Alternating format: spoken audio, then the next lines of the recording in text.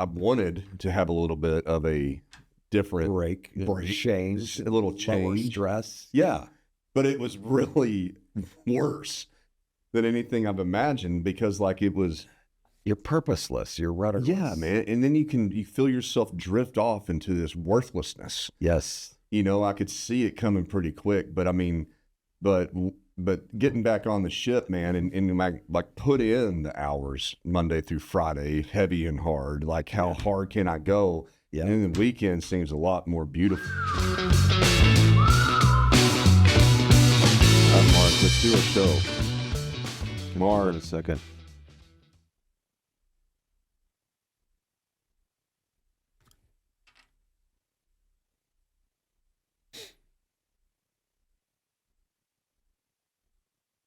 Right.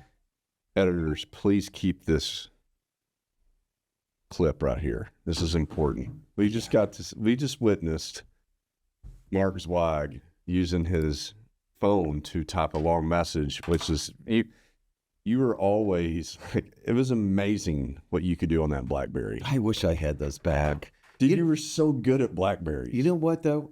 The other day I was moving some stuff around in my office. I have every BlackBerry I've ever owned. Do you know really? that? I have all of them. Bring them up. Bring them up to the next show. Let's look at them. I'm going to make a display in my house though. I don't know enough about them to know like which is the earliest model, but I want to display them chronologically. Yeah. All the way through. I probably got at least 15 or more of them. I used to burn those things out. Dude, you did, man. I mean, you rub off the free, like you couldn't even see the letters on them anymore. No. They're all rubbed off. Fred White's the one that got me into that. He got the first BlackBerry. And I'm like, what do I need that for? Of course, Fred also got us into email. I'm like, what do we need email for? Yeah, he always knew what the hell was going on. But hey, it's good to be here with you, buddy. Mm-hmm. Uh-huh. Mm-hmm. That's right. Uh-huh. Mm-hmm. We're back with another episode of Big Talk About Small Business. I can't quite business. So what that is, you kind of look like Mitch McConnell when you do that. I'm sorry. No. But anyway, Sorry. So we're back again with another episode of Big Talk About Small Business. We're here to talk about business. Yeah. We've got an exciting conversation today. We had a good meeting before this show, going over our list of guests that we're going to be bringing on the show. Absolutely.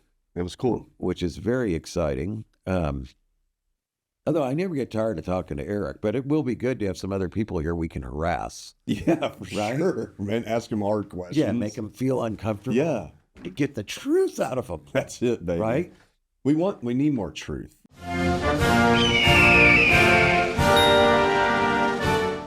You know, I was actually thinking about this just the other day. Like, I don't know, do you have this experience of where as you get older, which I know they're not that old, but as we get older, like, do you not start going like, why was I taught that way? Like, how did I not realize this until I'm freaking 40 years old, 45, 50? I didn't get taught a lot of bad stuff. I don't know. But I mean, like you talk about truth, right? Yeah. Like, I mean, like you don't get taught that much truth. Like I'm talking about the education system. Okay. Is what I'm kind of talking about. Yeah. And then just the environment of civilization. Like, like things like just be kind and everything works out well. Yeah. Everything I learned, right. No, I learned in kindergarten. Yeah. Whatever. Don't let the fear motivate you. Right. Yeah. Or, you know, right. If you get this is the right pathway in life, like go to school, do good work, study hard, get a degree, and then you get a good job, and then the company's going to take care of you, and then you retire, and everything's happy and peaceful. Yeah. You know, I mean, like conventional wisdom. That's what I'm talking about. The cultural sort of accepted norms, or expectations, or You know, because if you do look at like before, like really when you think about like business. Like it's kind of weird that entrepreneurialism and this talk about, you know, doing business, right? That it's like this new thing, and it's not new at all. Not new at all. It's actually just what it really is. Goes back to the dawn of man. Dawn of man. I'm going to have a farm that puts out more carrots than the dude next to me or whatever. Right? I mean, the fact that we even have to have this show Yeah. to talk about entrepreneurialism is kind of ridiculous in a way because, but what happened, if you really look at it, like in the late 1800s all the way through the 2000s, you have the big corporations that kind of took over and everybody just became laborers or workers for these high management companies. True. Yeah. You know, and so we kind of forgot over a century time period that we're all actually in our blood Right. are supposed to be figuring out how to survive and build a business and make your own. And it's all your fault. You're 100% accountable. You're going to go broke. You know, you're at threat and jeopardy all the time. You got to, if you don't freaking make and earn your money and your dollar, then you're not going to eat. And then if you don't eat, everyone's going to die. You know, like, I mean, it's like there's that threat has always existed until big corporations. No, that's true. But I mean, you know, most people don't realize there's something like over 35 million small businesses in the U.S. Yes. That's almost 1 out of every 10 people. Right. Okay. But it's crazy. But to that statistical point, it should be 9 out of 10. It used to be 9 out of 10. Yeah, no, you're right. I mean, everybody was doing their own thing. I'm a blacksmith. I'm a farmer. I'm a hunter, whatever. Yeah, man. You had to eat and kill, man. Yeah, right. But our society has, so I think that, you know, because turned us all into ants out there serving the queen. Well, but like if you're listening to this show, right? I mean, I can't tell you the amount of people I've talked to that are like, have this desire and this, like they want to be out on their own, but they don't know how to break into it. And it's really a simple answer, like just do it. Right. Right. It always is. Yes. You know, but now we've made it to where now we professionalize entrepreneurism. Yeah. Well, you got to have this, and then you got to have that, is and then you got to freaking, you know, you got to do all. You got to do the lean canvas approach to test the market viability. That's right. With a minimum viable product. Have you studied the market cap opportunities and what's the total count?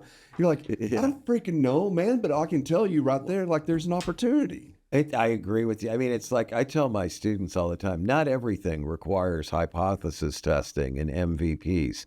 We know we like good pizza. Yeah. Okay. There's no question about it. Right. I don't need to test the market to see whether or not there's a need for another pizza. If I make freaking really good ass pizza, I'm going to sell a shitload of it. Exactly. Okay. Just be different. Yeah. Study your competition. If you go to a pizza joint and you think their pizza sucks and I can make better pizza, then you should probably start a pizza joint. Yeah. I mean, there's nothing wrong with that. You know the demand's there. Yeah. Yeah. So it doesn't have to be so calculative. No, you're right. I mean, I hear exactly what you're saying. It makes a lot of sense. That was my history lesson for today. Well, that makes a lot of sense. I've been watching a show on, I don't know what it is, you know, with all the freaking streaming channels we have. I can't ever remember what's where, but it's all about the early pioneers of America. And I just watched one the other night on J.P. Morgan. It was very interesting. Just seeing how these guys, you know, well, you know, speaking, made it and got into it. You know, his dad was super conservative banker. He's an American banker living in England. I didn't realize that. Yeah. And JP came back over to the U.S. to make his mark. And to get basically separate himself from from that, I guess, to break out on his own and do his thing. He really, be a maverick. Yeah, he got his dad all upset many times with various things that he did. You know, but I mean, speaking of what we just talked about, he was one of the initiators of big corporate. Oh, he was America. Yeah, he was. You know, I mean, so he was in everything. Yeah, the guy got into absolutely everything. Yeah, I mean, and grateful to his entrepreneurial spirit. But what it did kind of cause was this snowball of professional organization, which I'm not saying anything negative about that. Yeah, I'm just trying just professional management applied to all these industries that are all, you know. It did. Fragmented. Yeah. It worked. Yeah. It well really done. Yeah. You know? No but kidding. but the perspective of that is the way to go and you know, is new. Yeah. Still today. And now we're having to shift our brains back over to a little bit more about. A little more primal, right? Yeah, I like that. Yeah, I'm sure you do. You're one of those guys that would go out in the woods and like beat on drums with other guys or something, right? Have you ever done that? I want to around a fire. Yeah, I've done that. Done it by myself. I'm looking for other people to do it with me. So I mean, I may start a podcast show about that. Yeah. Just about beating drums and eating fish out of the river. Like crawling around barefoot so you're grounded to the dirt. Yeah, dude, we need that. To the earth. There's a magnetic force. My wife's with that. telling me that. You need it. Do you not walk around with your bare feet on the earth? No, I don't. You need to. I don't want to get worms or step in. You need worms and you need some cuts. Okay, you need some tetanus. Oh, Lord. Come on, Mark. We got to get on this show, Eric. Okay, let's pull a topic out of the hat here and see what we've got today. Okay.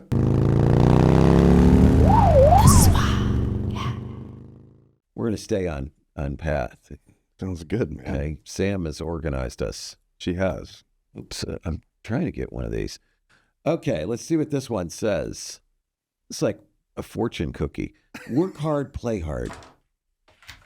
Now, I love it. Yeah, that's you. I love that. That's the mentality that I think you should have, because you can't play hard unless you work hard, and you can't work hard unless you play hard. Man, that's true. You can't really enjoy it if you haven't worked hard. Yeah, that I know. So I've had the experience of when I wasn't working too hard and I was playing harder than I was working, and it was not very satisfying. Yes, exactly. I totally understand that. Been there myself. Like if there's been a little bit of period. Yeah. In here recently after we sold the company. That's exactly what I was thinking of. Where I kind of tried to, I don't know. I wanted to have a little bit of a different break, change, a little change, lower stress. Yeah. But it was really worse than anything I've imagined, because it was... You're purposeless. You're rudderless. Yeah, man. And then you feel yourself drift off into this worthlessness. Yes. I could see it coming pretty quick, but but getting back on the ship, man, and put in the hours Monday through Friday, heavy and hard. How hard can I go? Yeah. And then the weekend seems a lot more beautiful. It does. It's like, if you want to enjoy the sun, you got to have some rain kind of thinking. Exactly right. Otherwise, you don't appreciate it. Yeah. And I don't know about you, but anybody that I've seen that's retired, it most cases, just a really fast, they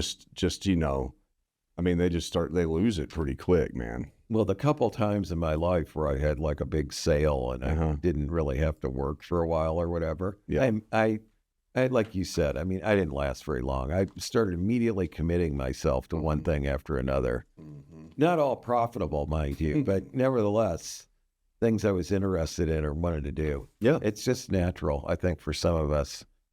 But yeah, it's true. Work hard, play hard makes a lot of sense to me. Mm-hmm. And I think the play hard's a big thing too. You gotta, if you rest too much, it's not really that good for you either. You gotta make plans. You gotta just get out there and get it done. And be productive. I've kind of actually found myself recently, my play hard is a lot different than what it used to be. Yeah. What I love doing is my play hard is still working, but I'm working on personal things. Yes. Whatever, but I can see it getting done. There's asset building. 100%. I'm absolutely with you. Everything that I'm doing at all times has some sort of fruit attached to it. It's there, I'm laboring, I'm toiling the land. It's funny constantly. I know you are, and that is very gratifying. I like some physical work myself that leads to something. I used to restore bikes, cars, houses. Same thing. You're working on that asset, improving the asset, and you gain out of it. I tell you, the last several weeks, I've been trying to figure out everything on this motorhome and just dealing with the winterization and unwinterization. Yeah. I told my wife yesterday, I am so expert now. I think I could winterize it or unwinterize it in less than 10 minutes. Yeah. But it was a challenge. Yeah. I just finding everything, getting the right advice on how to do it, the tools I needed, the little helpful things like a little connector that goes on my water heater so I don't have to pull the drain plug out every time. And you've had a motorhome, you know what I'm talking about. This one's got a little brass plug and then it's got a petcock I can just turn. Or a device I can put on my input water line and it's got an air hose connection to it. So you can blow the water out? Blow all my water. All these little things and just trying to learn all that. Very gratifying though. Now. Yeah. Yeah, you You know? accomplished something, and now you're better than what you were. Because when we went out in the motorhome for the first time here last weekend, I'm like, do I know, like, how, am I going to be able to commission the water system, get it all to work? You know, I finally got everything going, but then I went to take a shower and it was lukewarm. Oh. And I'm like, this is horrible. I was sitting there, my wife was laughing hysterically, you know, because it was cold and you're in this little shower and like bouncing on the walls and yelling. But I finally figured out what the cause of that was. There's a valve under the kitchen sink. You have to pull a panel off. And this one valve was turned that mixes hot and cold. I turned it the other way, boiling hot. Isn't that crazy? Next shower is perfect. But yes, I hear what you're talking about, and it does make a lot of sense. It's kind of like, you know, neither you nor I were big sports watchers. Yeah. Right? Yeah. Now, I will admit I've gotten into football, particularly college football, after I came to Fayetteville. Yeah. Even though our team usually sucks. But, and then I started watching pro football because I just love watching how good these players are. Yeah, they're amazing. It's amazing. Yeah. But I always said, who wants to watch sports? I like to do sports. Exactly. We're doers. We're not watchers. That's right. Okay. That's right. We do. I don't passively like to watch things happen. Yeah. You know? If people just did more doing, they'd be happier and they'd get further ahead. It's the truth of it. It is. You know? And the only time I like sit and passively watch is when I'm hanging out with my wife, because she likes to chill and watch, and I'll watch, you know, the shows that she does. I mean, you know, it's enjoyable. Right. But I mean, a lot of times and even her, like, she's multitasking, but I mean, like, I know. you know, but most of the times I'm doing something. Oh, I am too. It drives my wife crazy. Yeah. Yeah. Yeah. I'm sitting there, I'm writing an article at the same time as I'm watching the show, you know? Yeah. Yeah. But anyway, so we do believe in the work hard, play hard adage. I do. And it's a good mantra for entrepreneurs. Absolutely. So let's talk about our next topic on the list. And that is obsessing over the quality of your customer service. You know, high customer service, high levels of that is a marketing strategy. 100%. And so I think a lot of small business owners are absolutely missing the boat. This is the one thing you can do that the big guys are never going to be as good as you are at. I'd actually say that it's more like, I would put it as a top line business strategy. Oh, it is. Yeah. It You is. know what I'm saying? Well, marketing really touches everything. You're right. Yeah. I mean, it's like you can legitimately say that is my number one distinction. This is how I'm going to market. This is how I'm going to win the business. This is how I'm going to sustain the business. Yes. Everything's tied into that. And using systems and processes, your technology, about all that stuff is just absolutely critically important. My problem has always been, it's so challenging, Mark, as an entrepreneur, like, this has been my experience, to get everyone else to believe into that as much as I believe it. And because it's not a one person job. No, it's not at all. Everybody has to, because they could all be in contact with a customer. 100%.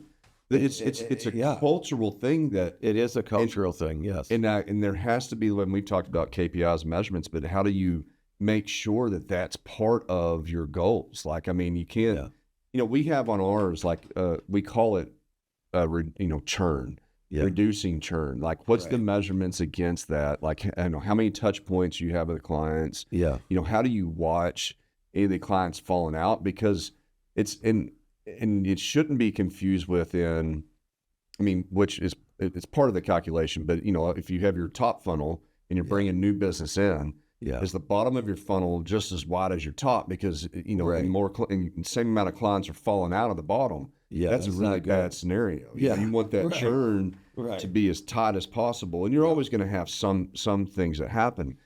But if you can watch that, you know, can you how high in the top of the funnel can you measure to predict the amount that's going to fall at the bottom funnel?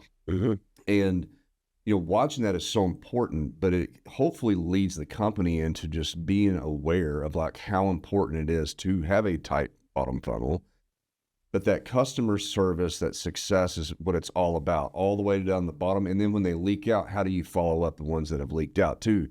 I mean, there's so much to it. Like, it should not be negated. There really is. I mean, I think in a practical sense, we're talking about what small business owners can do. Yeah. I mean, first thing is they do have to get tuned in to what's being put out there about them on social media, and they got to respond to it. Yeah. Okay. Just not responding to people who are criticizing or unhappy is not a viable way to go, in my mind. All your reviews, your online reviews, those are critical. Again, if there's a problem, you need to tune into it. But, I think there's other things too that, I'll never forget it. And you remember this when, what the heck is that? Did you turn your freaking beeper off? I'm sorry. If you remember, when I first came back to Zweig White, and then you joined me shortly thereafter, we had that thing called the customer service inbox. You remember this? Yeah. And what we found out was that the customer service inbox, where people would submit an inquiry online, was going to somebody who was no longer there, and the email wasn't being forwarded. And we get into that thing, and we found hundreds of thousands, maybe millions of dollars of leads and other things that were not being responded to for months and months. That's exactly right. Okay. It was terrible. Terrible. Okay. So then the first thing we do is we say, okay, now, whoever it is that they're going to, they got to respond. But let's say it goes to the receptionist or whatever. That's not good enough. Yeah. Okay. I got access to that. Sonia got access to that. Maybe you did. I don't remember that inbox. And we could all look at it. And whoever responded to the thing, it would clear it out of the way first.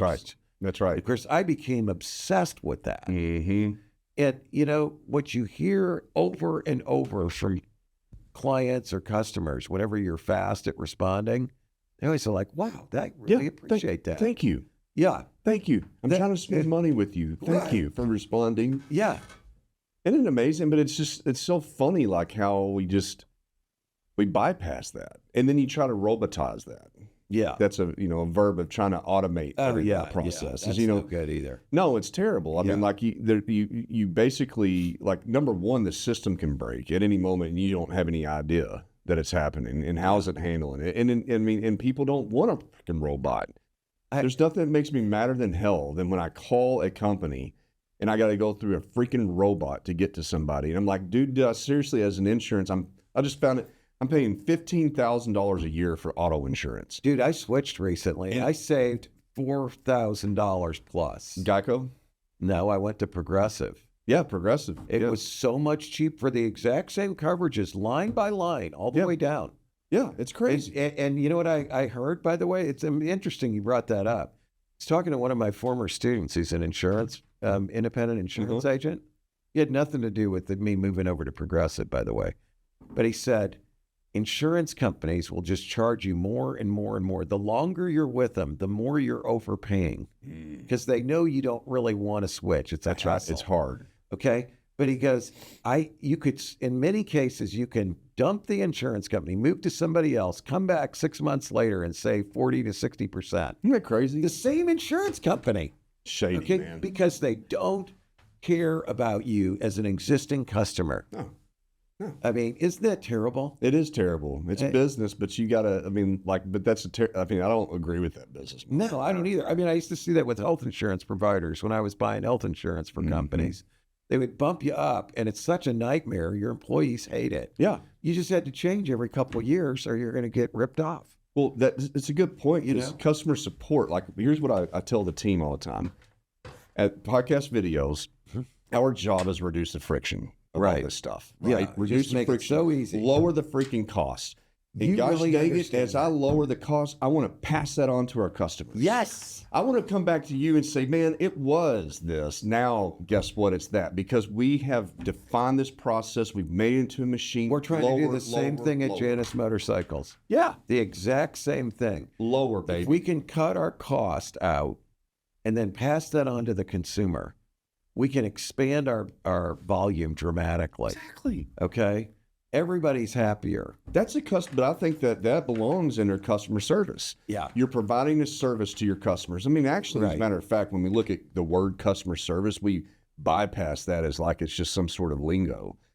But it's customer service. We're rendering a service to the customer first. That's why they pay us the damn money.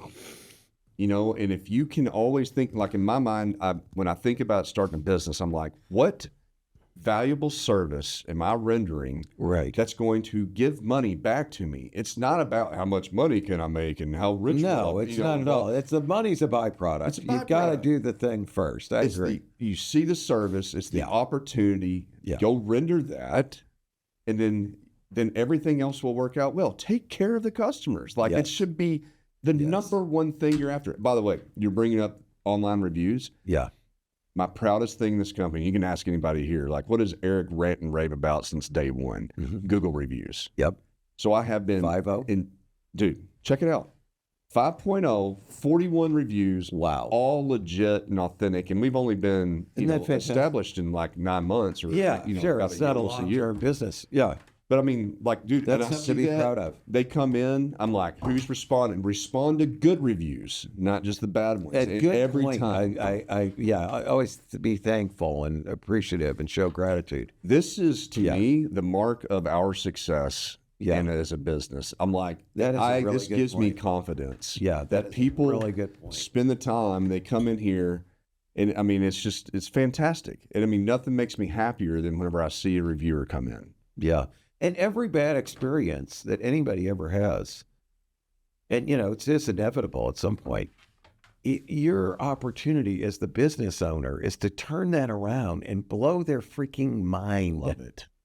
Okay? Love it. Just blow their mind with what you're willing to do. Absolutely. It's a game, man. It is. It's a competition. I mean, I think, we've had Matt Lewis in here before, I remember I bought this F-250 from Matt once, and I knew a little bit of the history. It was just slightly used. Yeah. Okay. Matt, actually, it was his demo for a short time. But anyway, so I bought it, and like the second, maybe the first or the second day I had it, I had some kind of a horrible blowout where my water was going everywhere and steam and all this stuff. And so I call over there to Matt, and within 5 minutes, his two brothers come over there. Hell yeah. Bring me a brand new truck to drive. Okay. Hell yeah. Take mine, get it fixed. Okay. Trailer it, whatever. Get it fixed. Call me up. It's ready to go. Can we bring this to you? I'm like, who gets that service from a Ford dealership? Nobody. Beautiful. But I'll never forget that. Okay. And guess what? You have totally accessible. Constantly bought new vehicles. Oh my God. Constantly refer to their business because they're going to take care of them. Any of my kids, any of my friends, family members. Everybody's got a Lewis Ford. Yeah, it is. And it's just the response. Yeah. And it was so different. He really brought a lot of that to the place. I mean, because I met Matt originally. I bought a new Dodge Magnum. Remember those? Yeah. It looked like a station wagon. It was kind of low. And it's sleek, and they were based on, the platform was the Mercedes E-Class. And I thought, I'm going to get a poor man's E-Class and buy this thing. Anyway, I hated it. But my experience with the Dodge dealership, which they owned, was not good. I paid 100% for the car, and I was like traveling, and they wanted me to come get it, right? I'm like, I can't leave that sit on your lot. Right. Okay. What's the big deal, man? They had some kind of a fit, and I said, this is bizarre. Anyway, I told him about this later, and I was over there buying a Ford or whatever, and I said, man, you need to go help him out over there in the Dodge. So I told him about it. I mean, ever since then, that's how we became friends, and I never was treated like that. And he admitted that they had some problems over there. He did end up going over there and straightening the mess out, okay, and really turn him around. But that customer service, I mean, it's just bad experiences can turn into raving customers. Absolutely. You want raving fans. Yeah. You don't want customers. Okay, raving fans, excuse me. Fans, service, man. Sir, but it's one thing a small company can do, I think, that big companies always struggle with because they're so big. They don't know everything that's going on. Sure. They don't really have the systems to monitor accurately, okay? Or maybe they're out there, but they're not looking at them. No. I think on that point, like if you're a small business, like if, when you're trying to start something up, you got QuickBooks or accounting, you got marketing, you got all these different things. And the one thing that gets neglected, I see a lot, that's not front of mind for, new entrepreneurs is what about your customer relationship management software? Oh gosh, I know. Well, and they're like, what are you talking about? Yeah. Like a lot of people don't even understand what that means. And collecting the data of your customers so that you know them better, how blows people's minds. I mean, it requires work. It requires investment. That I read not long ago, only 20% of CRM implementations are actually successful. Yeah. Ultimately, because they're not supported by management. Management's not using it. Yeah. Therefore, employees don't use it. Right. And it's so critical. If you go back to the early days of Zweig White, and, we had a wide area network. We had 6 or 7 offices. Fred White had, we had the T1 lines or whatever they were that gave us good data connection. Yeah. Everybody was on one CRM. It was live. I'll never forget this client. I pick up the phone, and this guy tells me who he is and the company he's with. I look quickly on the CRM, and I go, how did you like that seminar of ours you went to in Atlanta 6 months ago? What was that all? Did you find that was valuable? Guy's like, I did that? I'm like, absolutely. That's my business to know. I didn't say, I'm sitting here looking at a computer screen. Yeah. Because people just didn't have stuff like that 30 years ago. I remember you talking about that. Fred White really implemented that very well. When I joined Zweig Group, yeah, I remember your CRM was you're using Pivotal at the time. That's right. It was Pivotal Solutions. Yeah, and we moved it to Salesforce, migrated over during that time period. But I mean, but the data that you had in there was just rich. It's fantastic. But it's such a cultural thing. That CRM is so critical. Getting the information early on, like you got to go back when you and I were kids or whatever, and you go to Radio Shack to buy something, whatever it was. You remember this? You had Radio Shack. Right? Yeah. So you go there and what's your name and your phone number? Do you remember that? Yeah. They'd always get your name and phone number and address so they could bombard you with their catalog. Yeah. I thought that's absolutely brilliant strategy. Yeah. Nobody else was doing that. Yeah. Nobody. Yeah. They had all that information on all their customers. They knew who was buying stuff, how much they were buying. So much power. What they were buying. It's so much power, man. It is so comforting when you have that. But I think that's a big asset for the company. It's valuable. Honestly, like let's talk about that real quick. Yeah. If you start out with a great CRM and you have a good culture that's about customer service, and you build this CRM with all this data, when you go to sell your company, dude, I mean, the acquirer is going to look at you and they're going to do all their due diligence, but then they go in and they say, wait a minute, you have 50,000 people in your database. You've known them since the day one. Yes. They've been repeating customers, and so that demonstrates your churn. So valuable. It is why they're going to buy you. It is. Most companies buy other companies for their clientele because they're going to tack it onto whatever bigger ship they got. That's exactly when we sold the company in 2004 to the private equity firm. They had Magazine Group, the one that we ended up buying back. We were talking about this morning, and they had a trade show group that served the same customer base as we did. They wanted that database. Yeah. Okay, it made those things viable. Absolutely. I mean, it's really, in all honesty, I mean, like, we sold our company because of our clientele. Of course. I mean, that's why companies buy the companies. Yep. It really is a big part of it. The thing, like, we trick our minds and thinking you have some sort of special product or you have but no, I mean, your product is as good as the amount of customers that are using it. Yeah. I mean, you can have a really great software. Now, you might have a software that somebody wants to buy to tack on and blend in because it has a tool or functionality that you need. Yeah. But they're going to look at the usability of that. Like, how many customers do you have? How many people are using it? What's the amount of time they're spending on it? Is it really useful for them? Right. Is it really critical to their business? Yeah, because that validates the value of that asset that I'm about to purchase. Yeah. No, so the CRM is critical. The social media, following that and responding. reviews, Yeah. following them, responding, good and bad, CRM, getting the culture out that this customer service is critical.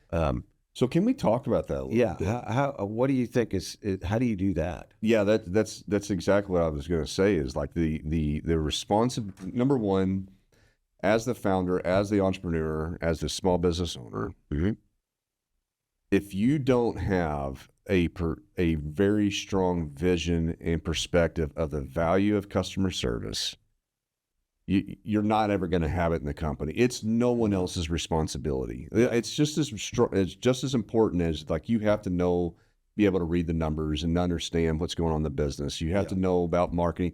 I'm sorry to tell you, but if you go into entrepreneurship, you have to be able to own these pillars. Yeah. But I think it's very important, like, do you drive that into the culture from day one? The first person that you hire, the second person, you continuously watch that and just burn that into people's minds. And how is the customer service operated in this company? And if people do stupid stuff or bad stuff, they got to be addressed. 100%. I mean, you can't let it go on. I remember many years ago, I had this new person that worked for me, came in, and they were going to be with one of our clients. Like, well, basically, one of our clients demanded some additional services. So we brought in a person that had great credentials. Right. Came in, started working on behalf of one of our accounts, our clients. This person left a pretty good job to come over, right? I mean, I thought it was all great. Sure. The client calls me back in the first week. That's not good. Not good. And they're like, don't like this. Matter of fact, they did something that was embarrassing to us. Oh, I brought that person in. Can't have you. Sorry. Yeah. I know this is terrible. Right. You just have to, I mean, it's really bad, but this can't happen. The way it is. I have to take care of this because there's no way to really, that circumstance, there's no way to repair or coach or grow out of it. Yeah. And I'll admit I was probably, maybe now today, I would have probably handled it a little bit differently, given it a little bit more effort. Right. But at the time, I mean, like, I can't. Yeah, there's no slack. There's no extra. We can't afford to waste a moment. Could not afford it at the time, bro. I get it. It was like, dude, I mean, like, because number one, I had to demonstrate back to my client. That was part of the customer services that I dealt with. You dealt with it. Yeah. I dealt with this. Won't happen again. You know why? Because it's impossible that it will. No, it makes total sense to me. And, I remember situations like we'd have somebody on the phone who was new and they couldn't pronounce the name of the company right. And I know, like, the office manager or whatever, I would go, look, you've got to get so-and-so to say my name properly. Yeah. Okay. And they would think I'm being, like, extra picky or something. No. Like, no, I'm not being picky. I mean, if you can't say the name right, you can't answer our freaking phone. I'm sorry. Okay. There's so much into this. Like, it's how you talk to people, what you say to people, how you follow up with them, how you greet them when they walk in. I mean, one thing we do here, what I love about the team is, like, we have embedded in us this understanding, intuitive understanding. If you work here and people walk in this building as a guest or as a client or the first time in, like, greet the hell. I mean, like, you always see people in the lobby. Like, the whole team comes up and, it's like a little mini party. I walked in yesterday from a client meeting. I walk in and, dude, I could have sworn we're, like, freaking hanging out at a bar or something, because I walk in, there's 10 people in there. Wow. 5 of them are clients, 5 of them are my team. Yeah. Laughing, cutting up, serving coffee. I was like, I mean, I ain't, like, my mentality can't be like, why isn't everybody working? No. Everybody is massively contributing right now. This is the work. Yeah. This is the work. Yes. No, you're right. You're absolutely right about that. Love it. Yeah. There's just so much that can be better. It's amazing to me, back on big companies and how they blow it. So the gas company that we have here, whose name I'll mention, is Source Gas. Oh, no, it used to be Source Gas. Now it's Black Hills Energy. I don't know if you have that in Benton County, but that's who we have in Washington County. So anyway, I get these electronic bill notices, and I go to pay the gas bills on our properties, okay? And, it's click through here to pay your bill. When I get those, I pay them the moment they come in because I don't want to forget. Yeah. So it's like, I'm not going to go, okay, I'll deal with that later. It's like, pay that freaking bill because I don't want to hear like, you have 5 days to pay your gas bill or it will be disconnected, when you're out of town or whatever. So I click through and the website blows up. Okay. So I thought, I look them up. I Google it. Is the website down at Black Hills Energy? It says, I found something that says it's being worked on for maintenance. Mm-hmm. So the next day it's down. The next day it's down. The next day it's down. The next day it's down. I'm like, something's really wrong here, right? Mm-hmm. So I get on Facebook. I find their page on Facebook. They have a Black Hills Energy page. I send a message, a Facebook message. Hey, what's the deal with your website? And I also put a post on their website, Facebook page, and said, what's the deal with your website? Boom, within 3 minutes, I heard back first from a manager that said, it was an individual person. I saw that. Tell me what problem you're having. Then I also heard through the message thing from their IT people. Nice. Okay. So I did have a pleasant interaction. First, the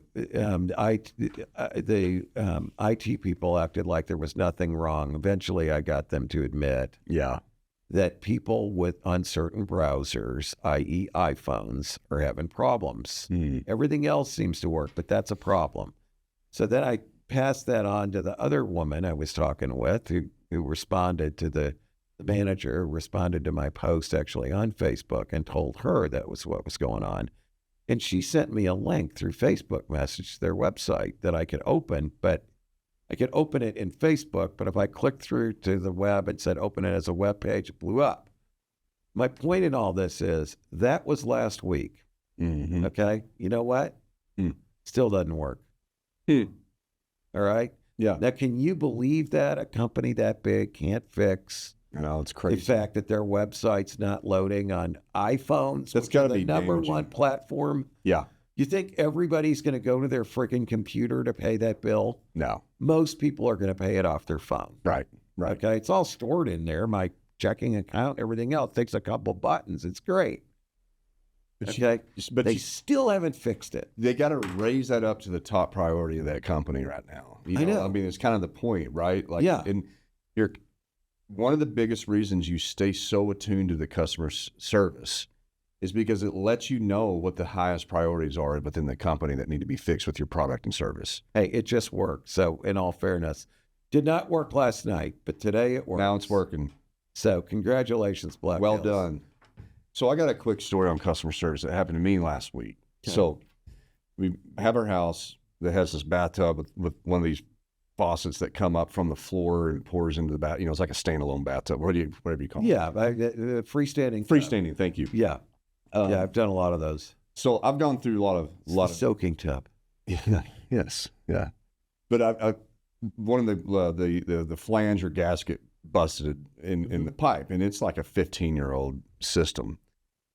And so we had a plumbing company come out, look at it like, man, look, this is your only problem. But if you want to repair the faucet, you're talking $3,500. I'm like, oh my God, that's you got. But that includes the fixtures, that includes the labor to replace the whole thing, and I mean, it's like, oh my gosh, and so that's crazy. Anyway, I went through about a week back and forth. I went everywhere to try this find this gasket. Can't find it anywhere. Go to plumbing supply companies around here locally. Can't find it. So I'm finally like, I'm just going to call the manufacturer, right, of this Kingston brass. Oh, Kingston brass. I used them many times. Yeah. So I call, right? Uh-huh. And my expectation was like, man, there's just no way. You know, I mean, I get on there and I talk to this lady, and she's, got a not, Southern accent, just, and I'm just like, okay, sure. This lady's not, I mean, I just had assumptions like, she's not going to help me. Right. I was like, so I got this, and she's like, well, what kind is it? What model number is it? I'm like, man, I have no idea. Send me a picture. She said, send me a picture. And I was like, okay, went and took some pictures, sent it to her. She stayed on the phone with me the whole time. She goes, hold on a second. She goes and is on hold. I'm on hold for probably about 2 or 3 minutes. She comes back, and then she gives me a product number. Mark, she worked with me for 15 minutes to find a freaking gasket It probably costs $2, right? Oh yeah. I mean, it's, you know, and then she finally found, she goes, listen, we don't carry that anymore. Mm-hmm. And I'm like, this time I'm like, she's so invested. I'm like, why is this person even helping me at this point? And then she's like, but here's the replacement model. And, you know, it's 500. She goes, look, it's $500 on our site, but on Amazon, it's like 300 something dollars. She goes, I would go buy that one. And so, you know, I was like, oh my God. Right. Yeah. And I was like, your plumber can't charge you $3,200 to install the $300 faucet. If they are, they're really ripping you off. Right. But it's like, you just, not only did you help me. Right. You really helped me. But then you saved me money. Yeah. And I know. And she's like, have a good day. And I'm like, okay. But in my mind, here's the thing. Kingston Brass rules, don't they? They rule. I love now. Kingston If I'm building a new home, you got the Kingston Brass spec'd out on this home. I'm telling you, it's so true. They got good customer service. Yes. I'm going to use Kingston Brass because I can promise you, I maybe can't call Delta and get that right. I may have told this story before. If I did, forgive me on this show. But so one time, I buy a lot of blinds online because I used to redo a lot of houses. It was like blinds.com. Yeah, they're so good. Their site. You pick out what you want. You can order it. It's really designed. It's easy to order. Like you can take your last blind that you entered in and open it up, and it's got the same thing. And maybe you just change the width. You don't have to go re-enter everything. Whatever. Great system. Okay. So anyway, I buy a lot of blinds from them. So I get this email message on a Friday night that said, if there's anything from the president of the company, just a typical email. I'm sure it went to their whole customer list. Yeah. There's anything we could do better, I'd love to hear from you. So I was never happy with the valance that covers the header on these blinds. So I sent him a note and said, I appreciate the email, but this is a problem I have with your product. The guy calls me like 20 minutes later from Houston, the founder. No. Okay. The founder of the company. And by the way, you know what I found out later? You know what kind of business they're doing? 200 million. Wow. The founder calls me. Okay. Jay, can't remember his last name. Jay was his first name. Okay. And so I talked to him and he's like, you know what? He goes, you're ordering wrong. He goes, actually, we do have what you want, and this is the way you need to order it. You got the wrong product. You're speccing it out wrong. I was looking for Jay's last name. I got it in here because I ended up, he was so helpful to me. So I started asking him questions about his business. I talked to the guy for probably 20 minutes on a Friday night at like 6:35. Fantastic. Okay. This is what he's doing with his time. Ask Jay to come on our show and let's talk about that. They did sell the company, by the way. They sold to Home Depot or Lowe's. I can't remember which one. I don't know if Jay's still there. We had Jay as a speaker at one of our conferences, though. And he started out by buying a tiny little blind shop that had like 1 or 2 employees in it. That's how he started that business. There's a guy who understands customer service. Dude, he's answering it himself. Loves his customers, man. Do you think I would go to anybody else after that? Hell no. And do you think that you're going to recommend anybody No. to anything else? I mean, like, you have to love. I think the synopsis of this whole conversation, as the entrepreneur, as the founder, as the business owner, you have to love your customers. Absolutely. I mean, you legitimately have to have a passion towards the people that you're serving. Jay Steinfeld. Jay Steinfeld. Jay Steinfeld, well done. Yeah. Thank you for showing us, demonstrating how to love your customers and take care of them. I mean, like that's what business is. And we forget that so much. There's so much other crap that's being talked about. If you just love on your customers, you're going to have a successful business. It's really true. Yeah. Love on your customers and survive long enough. Yeah. Yeah. And don't make other stupid, all the other things that we rise up to the top, those are good principles. And you have to watch out for them. But if you start there, and you finish there, you're going to have a very successful business. There's one other story I want to tell about a big company too. And it's one that we love here. We're not Walmart bashers. We're Walmart supporters. Lovers. Right? We love Walmart. I love Walmart. I love Walmart so much, Mark. Can I say something real quick on that? Yeah, say it. I know you make me guilty every time I buy anything from anybody else. So, by the way, on the story about Kingston Brass when she recommended Amazon, I sent it to my wife. I don't buy from that place. And you bought it on Walmart.com. I don't know where she bought it, but I was like, this is the link that she gave me. I don't go there. Walmart.com. You go buy it wherever, but I do not buy from Amazon. I'm just saying. Because I love Walmart so much. I know. But I'm publicly stating, that, I mean, I absolutely want to champion and help like as much as I can. I mean, because it's so significant to the planet. It's so pivotal to our area. Our area, but I mean, like there's University of Arkansas. They're responsible. I know. People are totally misunderstand Walmart. The Walmart bashers have no idea all the good things that they do. Yeah. Their sustainability initiatives, the thought that goes into every development, all the innovative stuff that they're trying to do, their office, the way they treat their employees, the paid education for anybody there. I mean, it's People all don't know. They don't know how much investment Walmart has had to make all those things happen. And the biggest thing, their core values, their founder values that they have from Sam Walton, they still carry those. I met Sam. After 50 years, they're still walking in those founder values, and they speak about them. Their executive team speaks about them. Their training, their leadership that they have to have. I mean, I think it's the best company that's ever existed and is existing today. That's my perspective. Okay, now I want to tell you a story. This is 20 years ago, okay? So the cast of characters has changed, all right? So 20 years ago, I'm at the Walmart management meeting on Saturday morning, where they would have all the managers. I don't know if they still do that, but all the managers would call in from all over the globe. Very impressive. There were probably 1,000 people. Where were you at? At the headquarters, Walmart HQ. Oh, you were there? Yeah, I was there. What were you doing? 20 years ago, I was with the dean of the College of Business. He said, "Hey, you want to go to the Walmart meeting with me tomorrow morning?" I said, "Hell yeah." Why not? You were? Yeah. I was in Fayetteville. I just started working for the U of A. Yeah. You were in Fayetteville? Yeah, I just started working at the University of Arkansas. Anyway, so that was Doyle Williams. So he asked me if I wanted to go with him. So I went over there. It was impressive seeing all these people call in and all the people together. But this was really telling to me, and I've told this story before. So John Mincer, I think he was president of Walmart Stores USA or whatever it was, or Walmart Stores at the time, is up there talking, okay? He says, if Mike Wallace from 60 Minutes is interviewing me, and he says, asks me if Walmart has the best customer service of any retailer, can I tell him we do? And of course, there's no answer, maybe a few little snickers in the background. Yeah.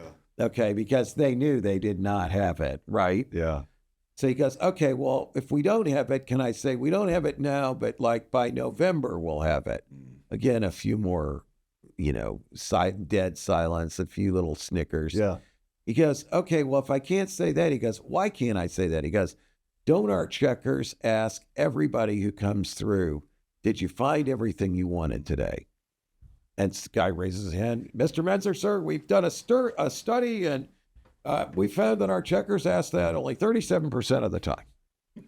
And he's like, well, why don't they ask it all the time? And then somebody else says, Mr. Menzer, what are they supposed to do if the customer says, I couldn't find what I wanted? Oh. Does a red light go off? Does an alarm sound? Whoop, whoop, whoop. Can't find them. Pampers Extra Small Super Dries. Okay. 24 count box. Whoop, whoop, whoop, whoop.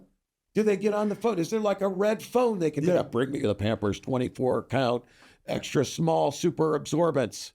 No, there's nothing. And it was almost dead silence because it pointed out the failure. Yeah. So, they asked that, but if they say no, what do you do? Right. Do you stop everything and run over and get it for them? There's no system beyond that at the time. They probably fixed it because that's what Walmart does. Sure. And, Yeah. But just witnessing that was very powerful for me. Yeah. That's because you have to think about, and especially a company as large as Walmart, but I mean, like even a small business like this, like we can't, as the entrepreneur, watch every single customer interaction that goes on. And you can't simply trust that it's going well. No. Because if you're a checker and I asked you, did you find everything you're looking for today? And you're like, no, I couldn't find this. If that happens to me one time, I'm probably not going to ask the next person. Exactly. The awkwardness. Because I can't, you can't do anything follow about up. it. Yeah. But finding out that, I think that's a great illustration, Mark, of customer service is not just a statement. It's not just a thing that you do. Yeah. It is a continuous work in progress. And the company, like you were 20 years ago, Walmart's been around for 30 years by that time. That's still addressing a customer service problem. Right. It's like a never-ending, it's an eternal thing that you've got to go after and follow up on and see where the breakdowns are happening. Yeah, you have to just be a zealot. You've got to, as the business owner, you've got to be obsessed with it. And, you know, it's really interesting to me, too. I can remember in the earlier days of my company, you know, we were rocking along. We're very successful. And there'd be somebody who was unhappy with something they got or they didn't get, you know, in time or whatever. And I always said, not only do you want to take care of whatever that problem was, but give them something else. And my own people would not take advantage of that. Yeah. Like they're too stingy. You know, I'm like, I don't care about that. The guy buys an $80 book and he doesn't like it, give him a $200 book. That's right. Okay, what difference does it make to us? Now he's going to go, those guys are great. Otherwise, he's going to say they're shit. Yeah. Yeah. And the compounding effect, I mean, we've said this before, and before you respond, like, you know, my point is on the word of mouth is the best form of marketing ever that you can ever have. But Sure, what it takes to get there, the work that it takes to get that word of mouth, you have to be able to answer those things. You have to respond with a 200-page book, you know, and sacrifice. And you can't look at the raw numbers and bean count. If you have an upset customer, you must invest. Yeah, it's part of your marketing cost. Just get over it. Get over it. And empower your people to solve it. So they're not like, well, I don't know what I can do. I'll wait for Mark to come back. But right now he's in Houston. No. Yeah. No. Fix it. Yeah. Whatever the hell it takes. Man. That's another small business problem. Small business owners think small. Yep. And they practice single person management. Everything goes to them. You can't operate like that. No, you can't. So if you want to not always be a small business or not be trapped by your business, you better get your people solving problems for you and not bringing them all to you. Right. So good stuff. Good chat, man. Yeah, it's been a lot of fun. Well, I think it's time we wrap this up. Yes, sir. Agreed. And so we've got a long roster of guests that are going to be on the show in 2025, which is going to be fun. It's exciting, man. I love hearing the stories. I love getting more perspective on it. I love hearing, I mean, just how people started. I mean, so many different things to talk about on here. Yeah, there really are. There's no one magic formula for business, is there? No. But I can say I'm excited after this conversation because it reminds me of just, like, I think if there was one, customer service. I mean, honestly, if I could nail it down, right. It's customer service. I agree. And it makes me excited. I'm going to go out to the team and start harping on it a little bit. All right. Yeah. You got a good team out there. Yeah, I have a great, you know what, honestly, I feel really comfortable about my team because I know they like to take care of our customers. Yeah.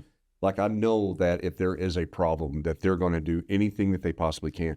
And that's just culture ridden. It's in our blood now. That is just such a core foundation to build on. It is. I feel the same way about Janus Motorcycles. In spite of whatever problems we might have of one sort or another, the customer service is outstanding. Everybody there cares. Everybody there is responsive. Everybody there does whatever they can do. Yep. And man, that's valuable. That's why we've got a loyal following. That's it. And that care starts with the founder. It does. 100%. Absolutely does. So anyway, great conversation. Until next week, this has been another episode of Big Talk About Small Business.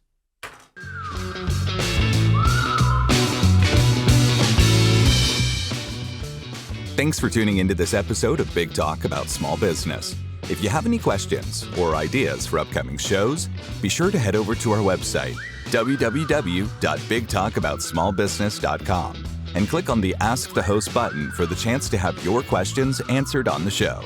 Stay connected with us on LinkedIn at Big Talk About Small Business. And be sure to head over to our website to read articles, browse episodes, and ask questions about upcoming shows.